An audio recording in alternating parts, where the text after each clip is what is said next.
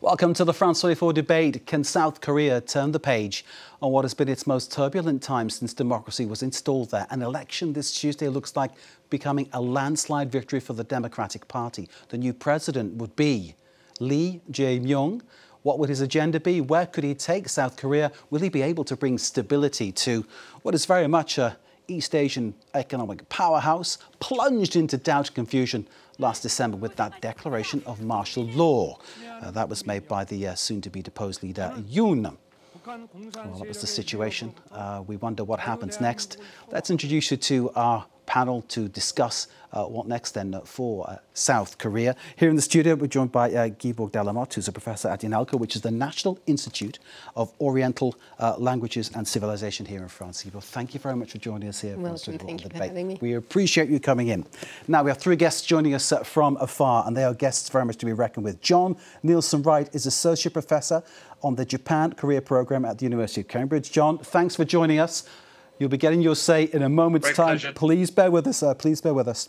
Young-mi Kim is from the Department of Asian Studies at the University of Edinburgh. Young-mi, thanks for being with us. And Sydney Saylor is the non-resident senior advisor of the Korea chair at CSIS, which is the, and Sydney will correct me if I'm wrong, Centre for Strategic and International Studies.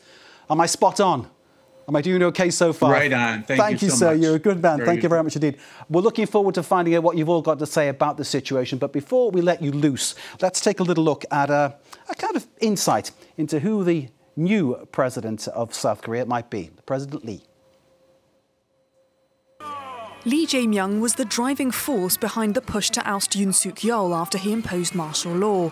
Now he's taken his spot after pledging to restore democracy to South Korea. In these grave times, I hope this election becomes a moment for us to seriously reflect on how to overcome this crisis, restore people's livelihoods, and consider the future of our nation. His success story has inspired many South Koreans. Born into poverty in 1963, Lee was forced to quit school and work as a child labourer at factories, where he suffered injuries that left him with an arm disability. That didn't stop him from later studying law, passing the bar exam and working as a human rights lawyer for nearly 2 decades before entering politics.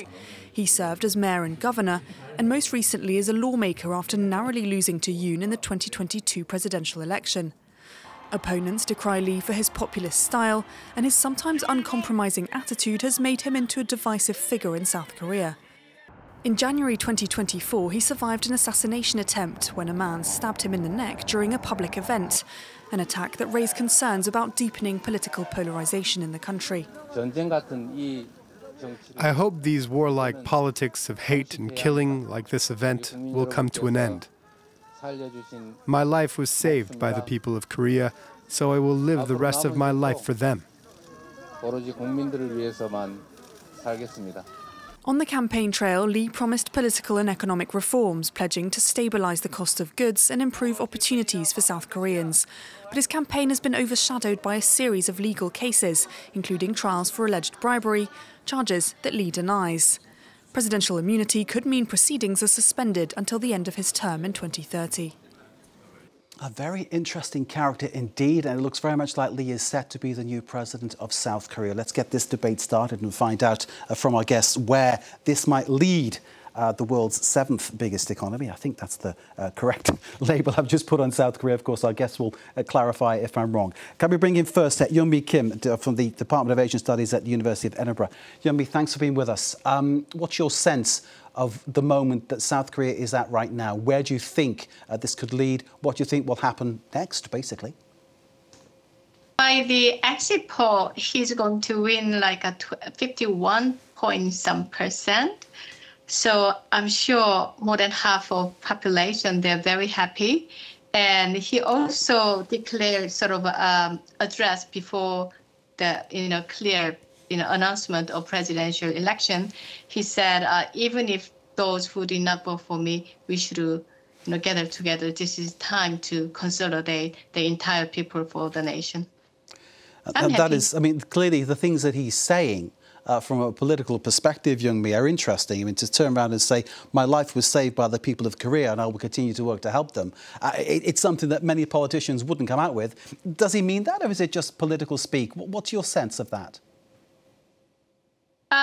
I think he's quite devoted politician. He has built up his political career working for Seongnam City and then later Gyeonggi, and as an outsider from the Democratic Party, he had his own, political base to be the presidential candidate. So I don't think he's lying. OK, Young-mi, I'm not going to ask you whether he got your vote or not, or whether you'd back him or not. That's something that remains in the realms of the secret ballot. So let's keep it that way and play along the lines that we should. But thank you for that opening remark, Young-mi Kim from the University of Edinburgh, the Asian Studies Department there. John Nielsen-Wright, can I go to you next? Associate Professor at the Japan-Korea Programme at the University of Cambridge. What kind of a moment do you think South Korea is at right now? I would say it's a pivotal moment. The campaign was very divisive, and the country has been sharply polarized because of the debate amongst ordinary Korean citizens about the nature of martial law, that really surprising announcement in early December, by former President Yoon. The challenge for the new president is really how to bring the country back together. Having said that, he's got a very clear mandate. He's also in a very strong position politically, because not only has he won the presidency with, if you believe the exit polls, by a pretty clear margin of about 10% or more, but he also has his own party, the Democratic Party, in a very strong position in the National Assembly, holding about 2/3 of the seats in the parliament. And that gives him a really unique opportunity to try and govern effectively without really any credible opposition. It has to be said also, the PPP, the main Conservative Party, the People's Power Party, is really, I think, going to enter a period of real soul-searching now, having lost this election, having been so closely associated with former President Yoon. How do they reassert themselves? So he'll have quite a long honeymoon, I think, to begin with. John, can you remind us about the declaration of martial law? Clearly, that was something that took the world by surprise and clearly had a massive impact on South Korea. Yes, and I can also say it took me by surprise. I was in Seoul at the time on December 3rd and woke up to the news at about 11 o'clock at night of this extraordinary announcement by the president. I think to understand why he did that, you have to understand to what extent the Conservatives and President Yoon, as he then was, really thought that the Democratic Party was, in his words, illegitimate, that they were, if you like, collaborating with hostile anti-state forces. And in an extraordinary period of about a week, in which the President and the National Assembly were in a bit of a standoff, there was a real open question as to what would actually happen. But eventually, the National Assembly did pass an impeachment motion, and we saw finally, after weeks of deliberation and the intervention of the Constitutional Court, a final decision just a few weeks ago, ensuring that essentially the rule of law would be reapplied. Much of that, however, I think, reflects this deeper division between the forces of left and right, who don't see themselves as representing the country. And in this campaign, it was very striking that the candidate for the PPP, Kim Moon-so, was running on a campaign that basically warned that if the left were to win, if the Democrats did succeed in electing Jae-myung as president, there would be a new totalitarian system. This was being presented as a campaign to save democracy, if you like. So what do the Conservatives do now to basically row back from that position and reassert, if you like, politics as normal? That's a real challenge for them. John, for now, thank you very much indeed. Let's go straight to New York, where Sydney Sale is waiting for us. Non-resident senior advisor, the Korea chair at the CSIS Centre for Strategic and International Studies. Sydney, thanks for your patience. I know you've got much to say. John was reminding us about what happened in the declaration of martial law. I mean, clearly what that did in so many ways was create a massive division within Korean society, did it not? I don't know if it created it as much as it reflected it. And the fact that, when it all came down to the ballot box on June 3rd, 2025, some 42.71% of the people believed and agreed with the opposition candidate, Kim Moon-soo, that, there was a degree of government dysfunctionality and concern over the opposition party. There's a history that built up to this. It went, months before the actual martial law, when back in April 2024, the opposition party seized control of the National Assembly and brought government essentially to a halt. Nothing can ever justify the martial law, but what President Yoon subsequently described in terms of justifying his action is that the inability of the opposition to sit down and work together as partners in governance and just grinding the whole legislative process to a halt had some evidence behind it, as it were. And so I think the good news is going forward is President Lee is in a great position right now to bring the two sides together again. I am not, delusioned in any way to believe this will be easy. I think the conservatives who are so cynical, so skeptical about the opposition are not going to be convinced by his efforts to reach out. But between now having the presidency and having control of the National Assembly, at least until the next election, President Lee is in a good position to try to address the issues out there. They're hard issues. The economy is going to be a hard issue for whoever leads the Republic of Korea. The security challenge posed by North Korea, China, Russia, DPRK relations, all these issues will remain difficult and hard, but seeking to rally the country together to make sure democracy isn't faced again with some type of coup d'etat, I think is something that President Lee will focus on. If for no other reason, that's what really got him elected. Sydney, as you're speaking to us, we're showing images from South Korea of applauding supporters of Lee, and that is obviously a great thing to see, but obviously it's expected. In an election, he's the winning candidate, there his supporters. Now, the world is becoming more and more divided, I think, on every level, if we look at what goes on around us in each country that we live in, and South Korea, of course, is no exception. There must be problems there, and you've hinted at the fact that it may be very difficult for President Lee to actually bring the country together in a meaningful way to take it forward. Like you said, leaders across the world are having to face this challenge of the extreme polarization of the political environment, particularly in the world of YouTube, social media, all these tools by which people can have their hatred and their concerns and their paranoia and their conspiracy theories all fed. And I think that's where we are with Republic of Korea. I've been following Korea for some 40 years, living there 17 years, watching transitions from conservatives to progressives, progressives back to conservatives. And I think what's different this time is this impact of the media, this disinformation, this malign public influencing, and it allows for these forces to kind of stay apart from each other and not seek reconciliation, but rather confirmation of the prejudices. And so this is going to be a big challenge for President Lee, and we'll be able to see if he's got that presidential material. People are touting him as a pragmatist on foreign policy, on China, on North Korea, and even on economic issues. Somebody who can come to the center.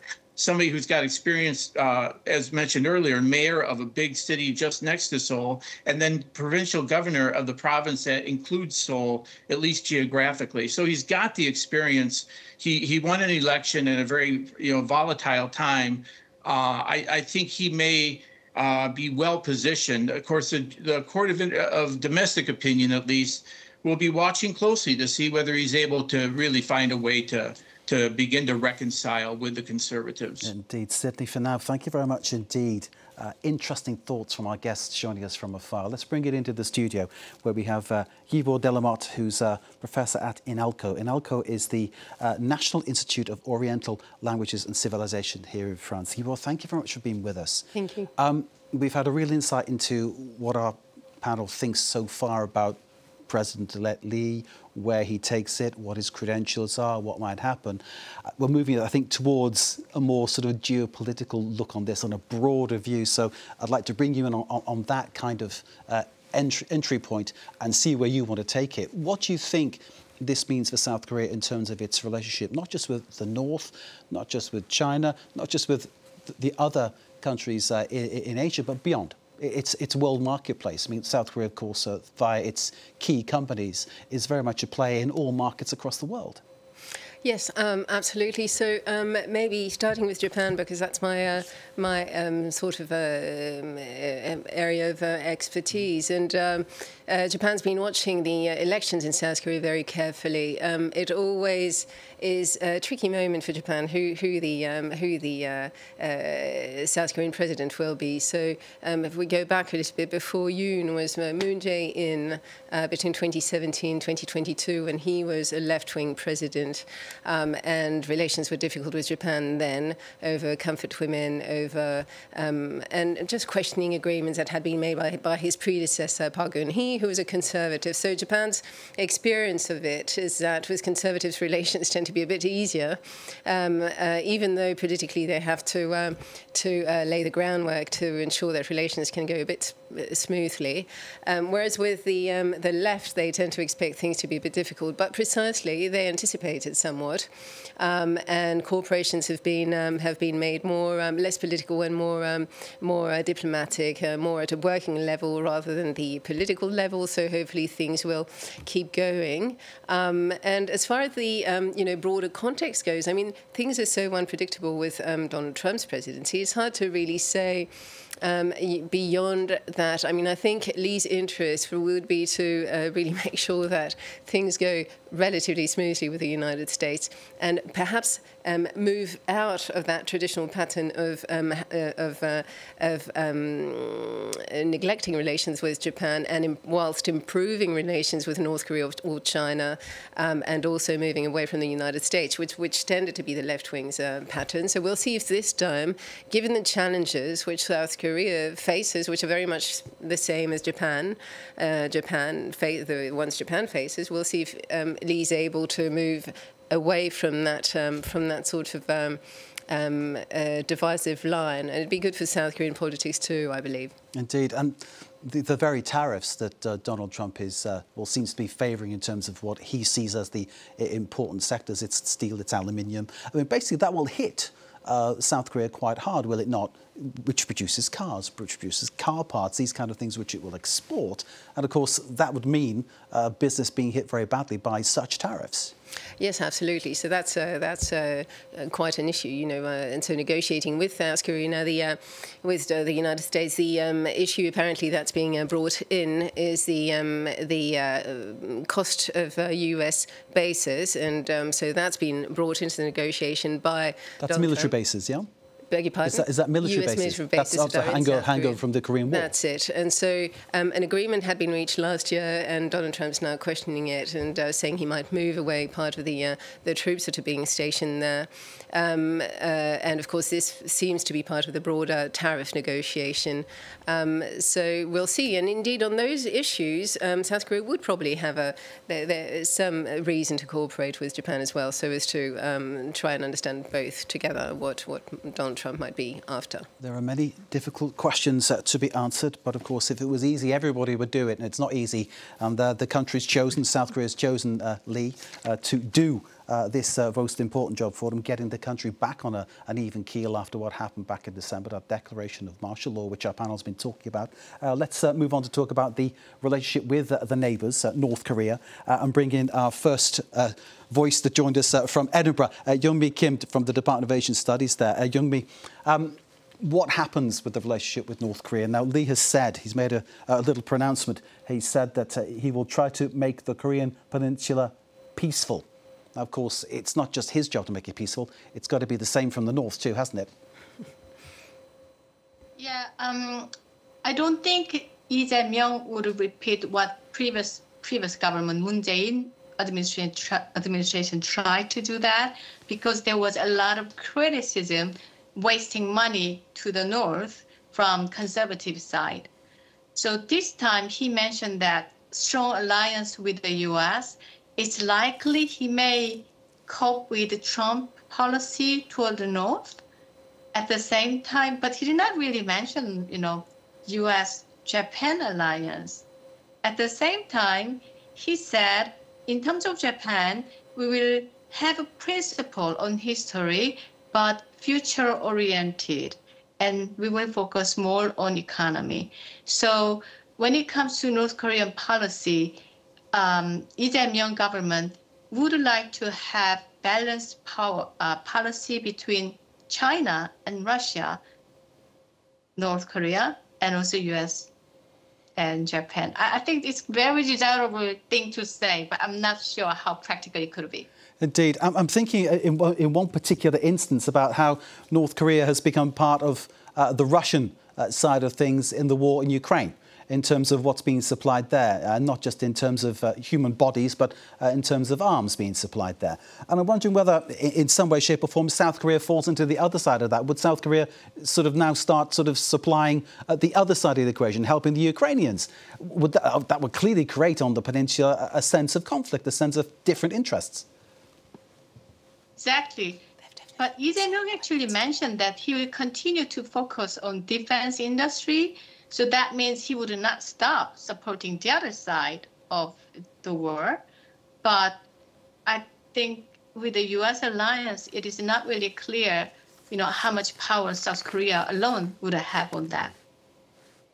Yoon Kim, for the moment, thank you very much indeed. Gibo, you wanted to correct something I said. No, well, I was just popping in to say that indeed South Korea had been supplying weapons to Poland, selling weapons to Poland, and was becoming quite an arms supplier, actually, and sought after. So, and they've definitely, been on the other side to the North Koreans. So I've seen that as a possibility where the tension on the peninsula gets even worse because the senses veer in different ways completely, and again centred on this conflict, which is more and more taking on a kind of world feel. It's a very dangerous scenario, Gibo. Thank you for that precision, which is always much appreciated. Let's bring back in John Nielsen-Wright, who's at the University of Cambridge, Associate Professor on the Japan-Korea programme. John, thanks for waiting patiently. The floor's over to you. I mean, the situation with Donald Trump, for instance, how do you see Park and Trump getting on? Because clearly all leaders are going to the US to try to make sure they can try and smooth the relationship, reduce the tariffs in some way, shape or form. I mean, nobody knows how the mercurial Trump will react. Yeah, it's a tough one, isn't it? Because, that question of steel.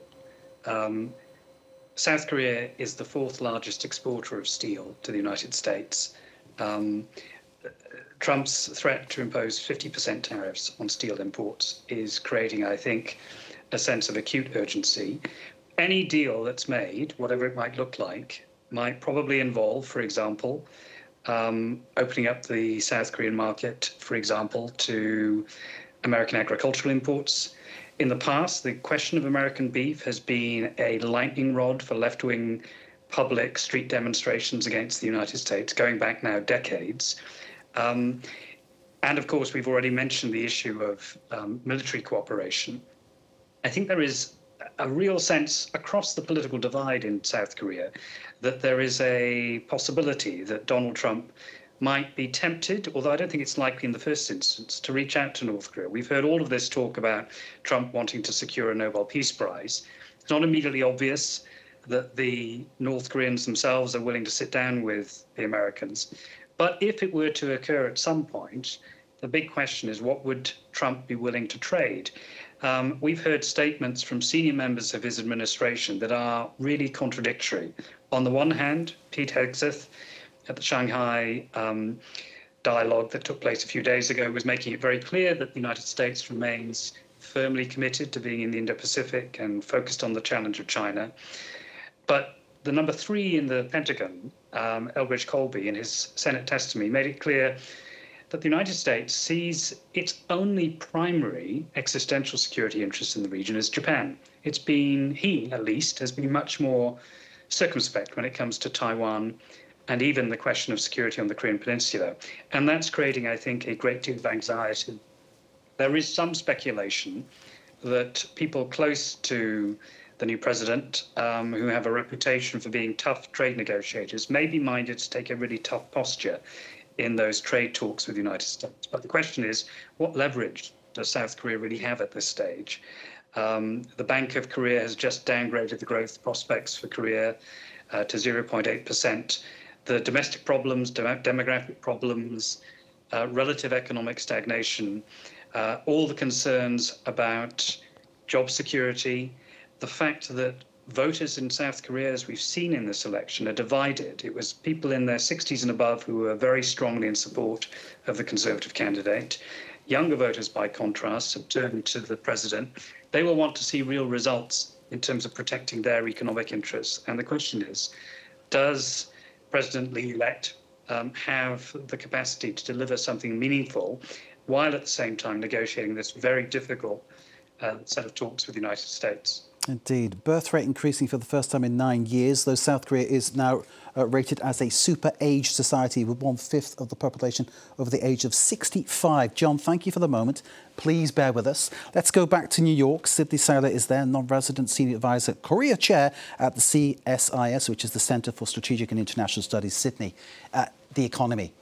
This is something that Lee is vowing to improve. He says he will restore the economy. They're his words. That's what he's saying. Of course, it's easier said than done. That's exactly right. And it's the bane of every leader who finds him or herself in a position of ruling at a time when the forces that drive the economy are often beyond his or her control. And right now, you're exactly right. With the uncertainty that the Donald Trump administration brings in terms of trade wars, tariff demands for increased South Korean spending on national defense, in addition to increased contributions to the cost of U.S. forces in Korea, inflation, which is indeed another global event. I think right now what the Korean people need to hear, first of all, is that the era of political bickering and the attacks and the questions about the viability of democracy are largely now being put in the past as we can focus more, again, pragmatically on these challenges. And I think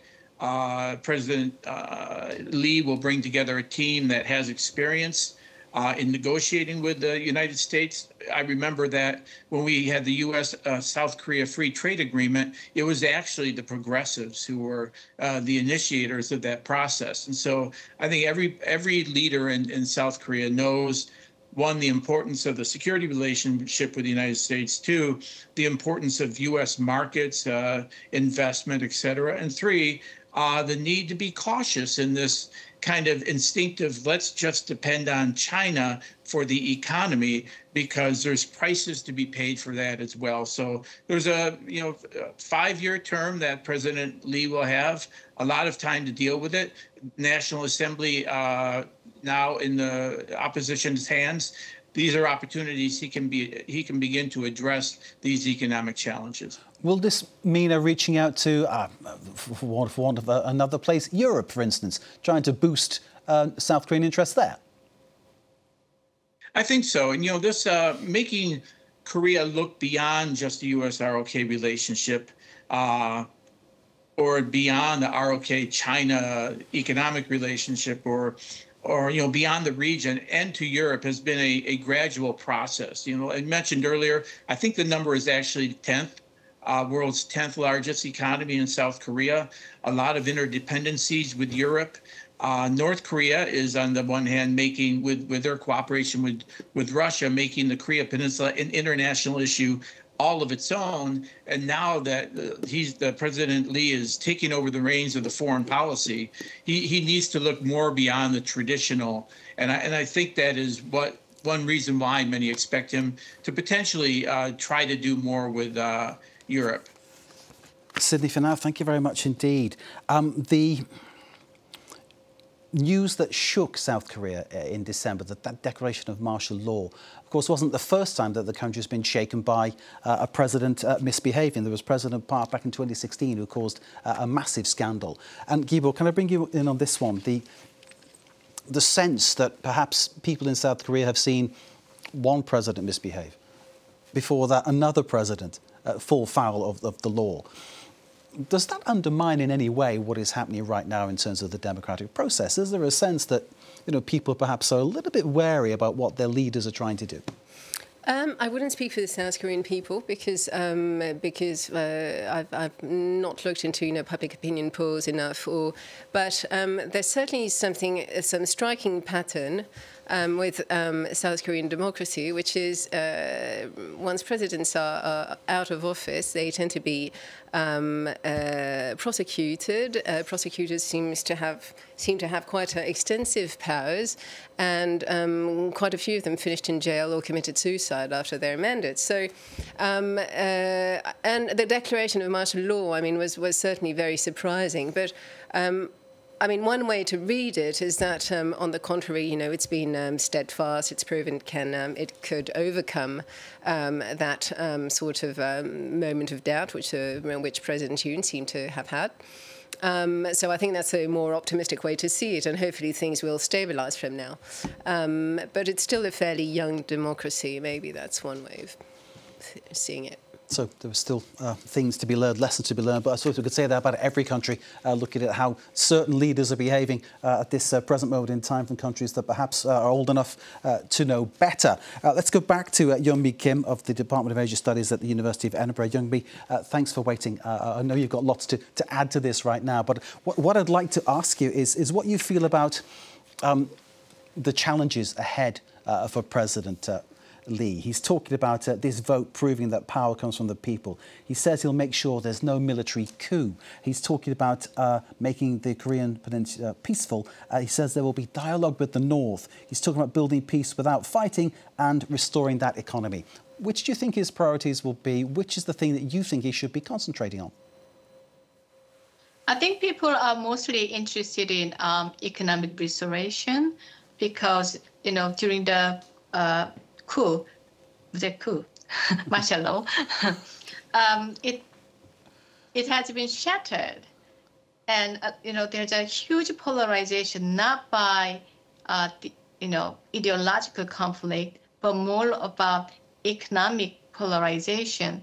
That's why young people are more upset. Why young other female are not going to military and having a job? Why do they have to go to military and they vote for other reform party, candidate?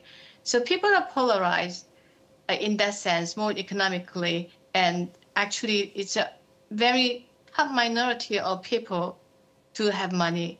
Not a lot of middle class. They are struggling.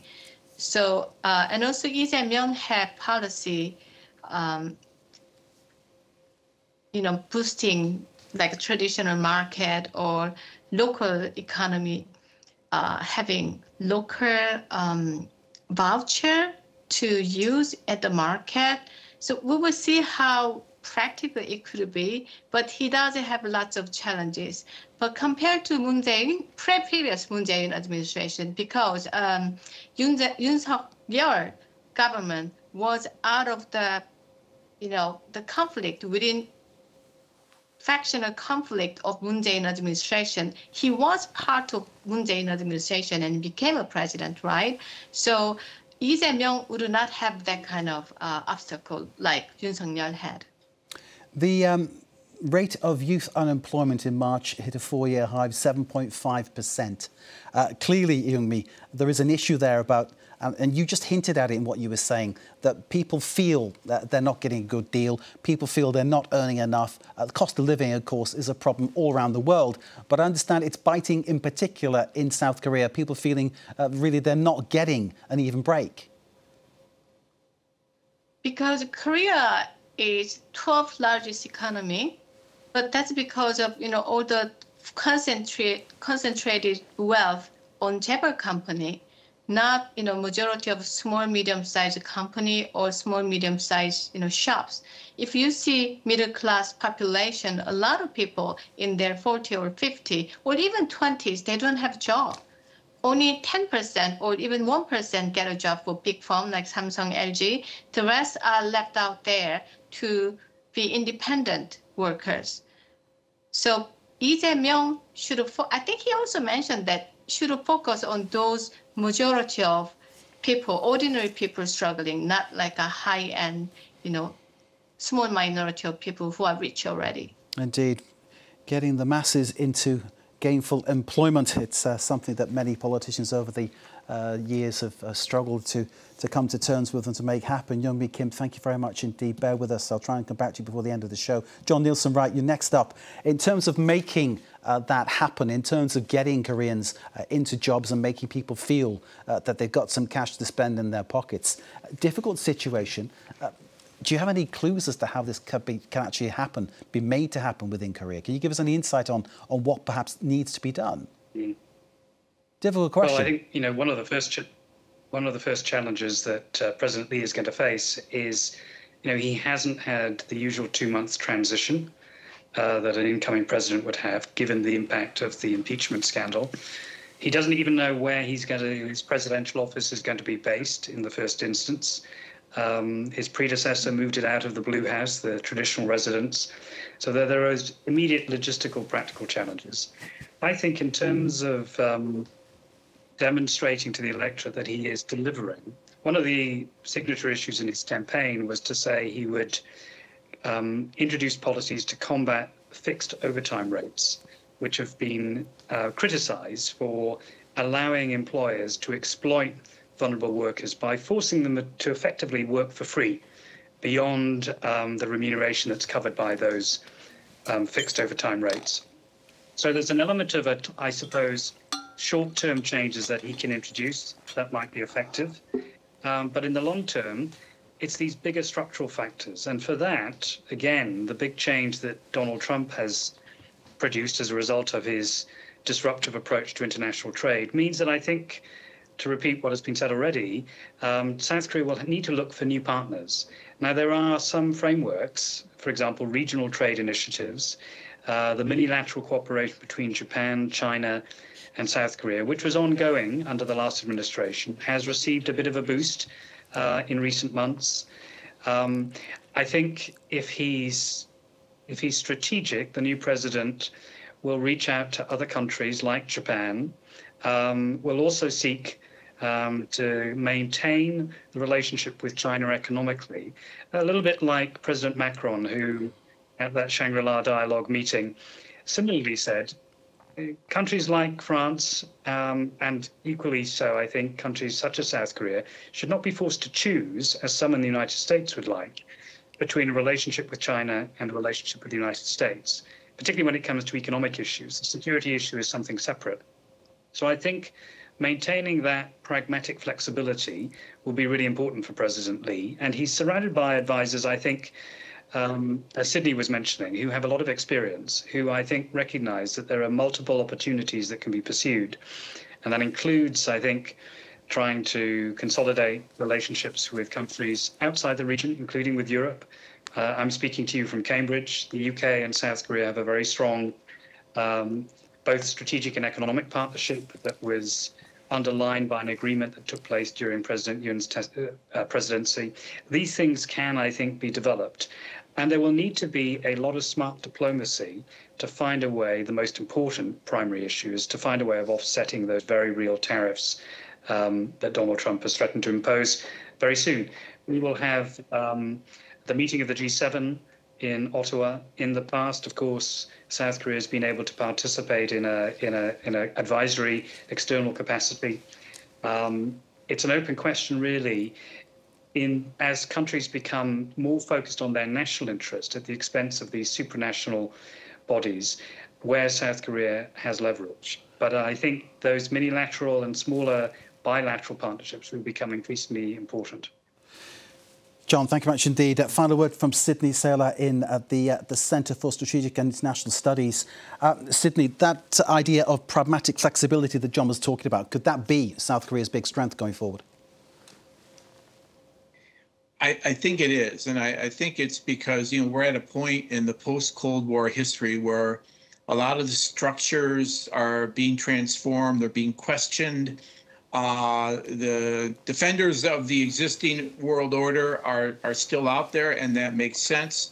But, this is not just about countering China, Russia, Iran, North Korea, collaboration among autocratic states seeking revisionist ends. This is about, how do countries address these challenges that we face? You can't talk too long about the the Korean economic difficulties without coming to the conclusion that they've got to build upon their strengths, and their strengths are the Samsungs, the Hyundais, the LGs, the larger companies, and that comes at the expense, perhaps, of income disparity and looking out for small and medium enterprises, the traditional sacrificial lambs of the Korean development model.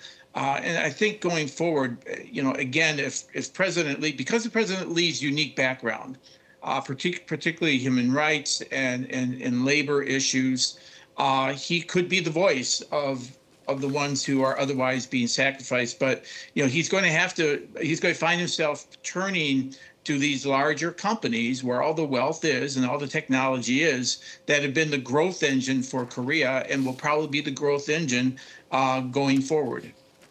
Sidney Souther, thank you very much indeed. Thanks to everybody for this debate. We're out of time, unfortunately. So much more to discuss, but that's the way it goes. It flies by when we're really getting into the issues there. Sidney Souther from the Centre for Strategic and International Studies. Thanks to Yeon-mi Kim from the Asia Studies Centre at the University of Edinburgh. Thank you to John Nielsen-Wright, Associate Professor of the Japan-Korea Programme at the University of Cambridge. And thanks to our guest here in the studio, Guibor Delamotte, Professor at INALCO, the National Institute of Oriental Languages and Civilization. Thank you.